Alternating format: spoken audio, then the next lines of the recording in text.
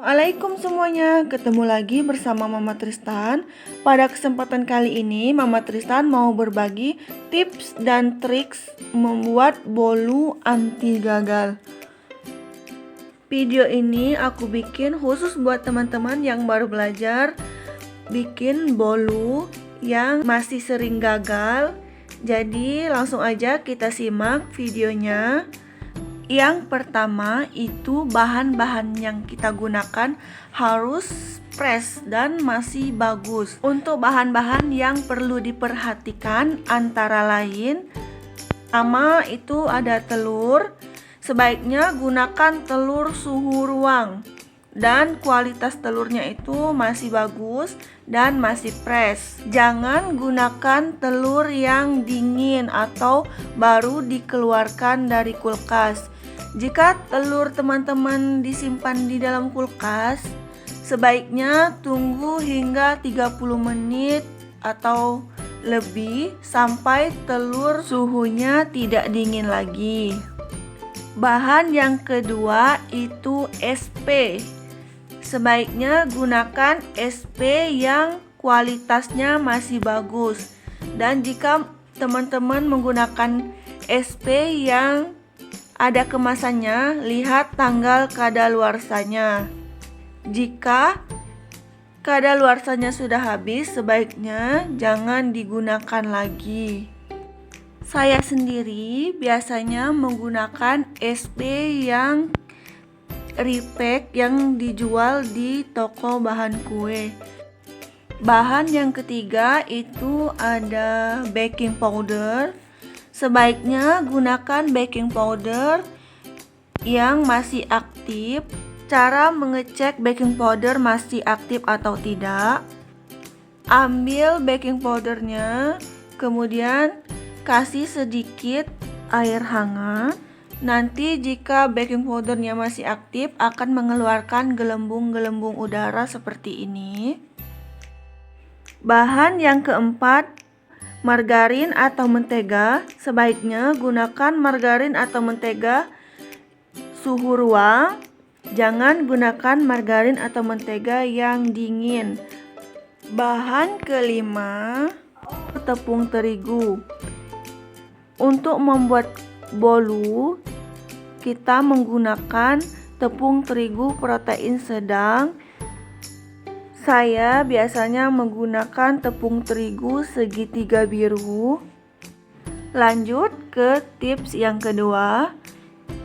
Tips yang kedua ini proses pengocokan telur. Kocok telur, gula pasir, dan SP hingga putih pucat, kental, dan kaku. Saya biasanya memiksernya dengan kecepatan yang paling tinggi, kira-kira sampai 8 hingga 10 menit, disesuaikan dengan mixer masing-masing. Putih pucat, kental, dan kaku seperti ini. Jika diangkat, ini tidak langsung jatuh. Tips yang ketiga itu pencampuran bahan-bahan kering seperti tepung terigu, susu bubuk, tepung maizena, baking powder. Cara pencampurannya sebaiknya menggunakan ayakan supaya jika ada bahan-bahan yang bergerindil bisa terayak atau tersaring. Jadi tidak ada bahan-bahan yang menggumpal di adonan. Pencampuran bahan kering itu sendiri itu bisa menggunakan mixer dengan kecepatan rendah saja, asal bahan-bahannya itu benar-benar tercampur rata. Dan bisa juga menggunakan spatula aduk balik sampai bahan-bahannya ini benar-benar tercampur rata. Tips yang keempat itu pencampuran bahan cair. Misalnya margarin cair, santan, minyak goreng, tergantung bahan cair apa yang digunakan. Untuk pencampurannya itu sendiri, biasanya saya menggunakan mixer dengan kecepatan rendah, kemudian spatula untuk menyisir bagian pinggir atau bagian bawah agar jika ada bahan cair yang mengendap di bagian bawah bisa benar-benar tercampur rata. Tips yang kelima, masukkan ke dalam loyang yang sesuai dengan bolu atau cake yang kita bikin.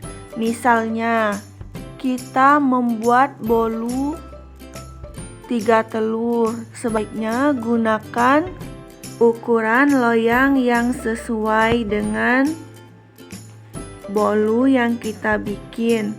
Seandainya kita bikin bolu 3 telur, tapi kita menggunakan loyang ukuran 6 telur. Nanti hasil bolunya terlihat tidak mengembang karena ukuran loyangnya terlalu besar.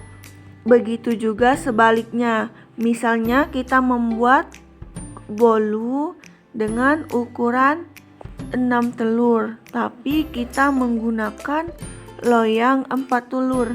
Nanti bolunya bisa meluber dan tidak tertampung. Bisa-bisa kita gagal membuat bolunya. Kemudian jangan lupa loyangnya diolesin dengan margarin dan ditaburin sedikit tepung atau diolesi menggunakan Carlo. Tips yang keenam, proses pemanggangan tergantung teman-teman memanggang menggunakan apa. Misalnya menggunakan oven listrik, suhunya 170 derajat saja. Jika teman-teman menggunakan oven tangkring, sebaiknya panggang dengan api yang sedang cenderung kecil. Dan jika teman-teman memanggang menggunakan baking pan atau wajan, sebaiknya gunakan api yang sangat kecil. Dan saat pemanggangan sebaiknya jangan membuka tutup oven ataupun baking pan. Biarkan bolunya matang baru dibuka. Dan tips yang terakhir, jika bolunya sudah matang langsung dikeluarkan dari loyangnya.